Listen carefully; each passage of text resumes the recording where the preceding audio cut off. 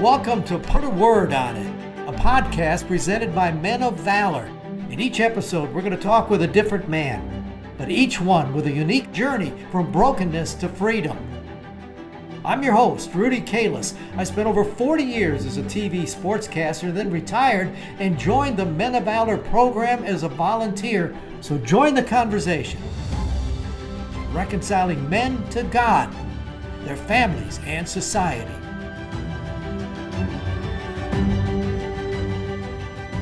Welcome to another edition of Put a Word on It, brought to you by the Southwestern Investment Group. And we're inside one of the trailers where the men study and spend their time. And that's a man we want you to meet. He's just new. He's just come here to Men of Valor. He's what they call a freshman, but he's not a freshman in life. Keith Dowlen has been down the road of life. He's over 50 years of age. Started out in a lot of situations that, well, good things around him, but then drifted off. Doesn't that happen to so many of us? But he is back. He's back full bore. And he's a man that I think you'll just really learn from and appreciate the personality of Keith. Got that smile on your face. Now, why do they call you Kiki? My aunt named me that when I was a little bitty boy. Really? Come here, baby Kiki. Bless her soul. Her name was Aunt Annie Mae. Where'd you grow up? In Springfield, Tennessee. You know where that is? Yes, I do. Yes, I do. Tell me about growing up. What kind of kid were you? My parents were older because I was adopted. My mother found out she had lung cancer, my biological, that is, found out she had lung cancer when I was in her belly. And she had asked her big sister, if my baby lives, I want you to raise it. You know, because back then medical technology wasn't as advanced as it is now. Mm-hmm. They probably could have, saved her. But anyway, I started walking when I was like 7, 8 months old. And she got bedridden and had me a leash like on me because I'd roll off the bed and wouldn't cry, they said. And they had a hearth like a fireplace. Yeah. And I would crawl to it and eat ashes. And just lucky I never got burnt. Long story short, anyways, my adopted mother, which is my aunt, my big aunt, came to visit my biological mother. And she asked her, said, would you take my baby? I'm scared he's going to get burnt. And then I was 6 months old at the time. And I went with my aunt, which lived in the country like 6 miles out of town in a little place called Coopertown. Right after that, my biological father died when I was 18 months old. My mother died when I was 11 months old, right after I went. But anyway, by me, my big aunt raising me, all of her kids are way older than me. You know, it was like, I don't know if I was a burden. They didn't act like it. They loved me to death. But I grew up in Coopertown, going to Coopertown School, which is a prominently white school. And I was one of the very few black kids there. But I had a wonderful, my parents raised me wonderfully. You know what I'm saying? Yeah. I grew up in church. I, believed in the Lord. I was baptized when I was 8 years old in a creek, like they do it on Little House on the Prairie. Yeah, yeah. at a revival. But anyway, Coopertown only went from the first grade to the 8th grade.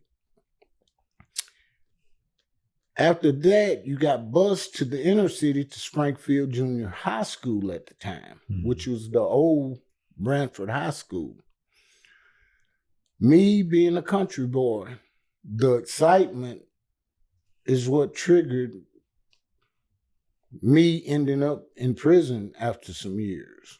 Because it was just, I got there, I got a girlfriend, and just numerous different little things that I wasn't used to, especially being able to just rip and run. And it was like a whole new city because what they taught at the school, at the junior high school I was bused to, I'd already learned prior to getting there because at Coopertown, they taught us well.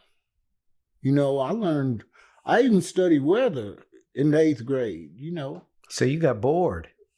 When I got to school, I was bored. Yeah. What they're teaching, I learned a year or so ago, Were you a character in high school? I mean, you've got this big personality. I was always I talked to people real nice because this is the way my mother raised me. Yeah. And I had no enemies. Yeah, but how does that kind of a kid get in trouble? I mean, you're raised right. You got church. You got a good personality. How do you get in trouble? Easy money. I saw other people doing things. And what would you say? Because I didn't have to do none of the things that I did at the time when I was a kid. But I never got in trouble till I was 24 years old. I mean, I did the right thing. I worked. I grew up on the farm. We raised tobacco. Yeah. I had Christmases most kids didn't have because I'm the only kid at the house. And all my sisters and brothers are grown with their own families. I'm 56 years old, but I've got a niece that's like 67.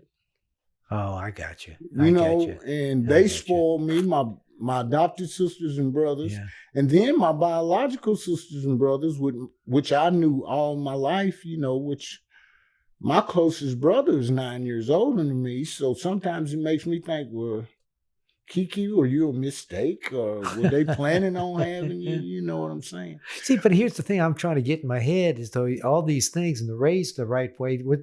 From what you said, did you get into stealing? No. What got you arrested? Selling drugs. Oh, using it too?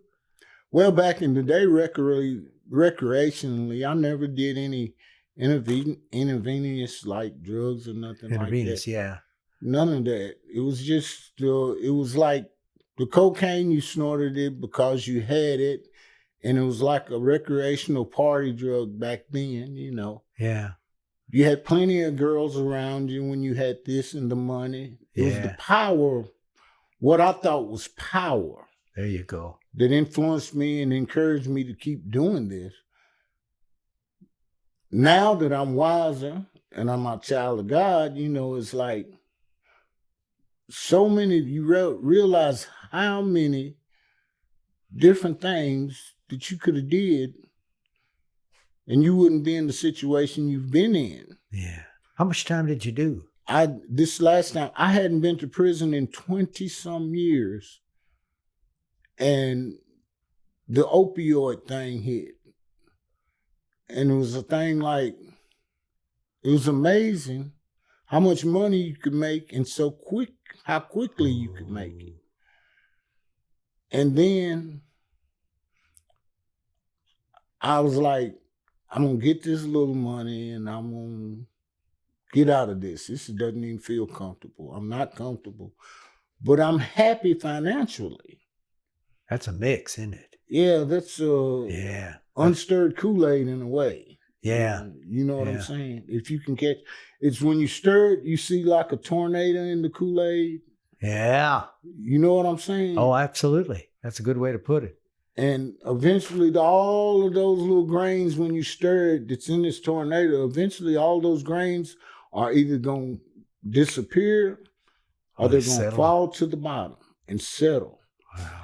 And when this tornado finally settled, it settled me with it. Thank God I didn't dissolve. Wow. But you just got out, didn't you? So you've just joined Men of Valor. Yes, sir. How do you feel about that? Do you feel comfortable that you're not going back? I feel comfortable now. Yeah. Prior to getting here, I was a little skeptical about, because when I got sent to prison this time, I had a 14-year sentence. Ooh. But I'm blessed with it at 35%, but I was blessed with that due to my prior drug charges over the years. God was with me from day one during this whole period of time of incarceration.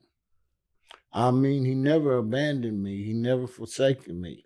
You're going back to being a kid again. That same kid that heard about Jesus and about that faith is now come alive again at this age, hasn't it? Yeah, because God never forsaken me. I forsaken him. You ran. Yeah.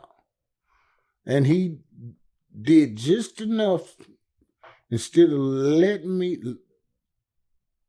just dissolve in that tornado in the KoolAid, he let me just get so close, and then he just reached and grabbed me and pulled me back in and let me know I'm truly one of his. You know, our program, we call it Put a Word on It.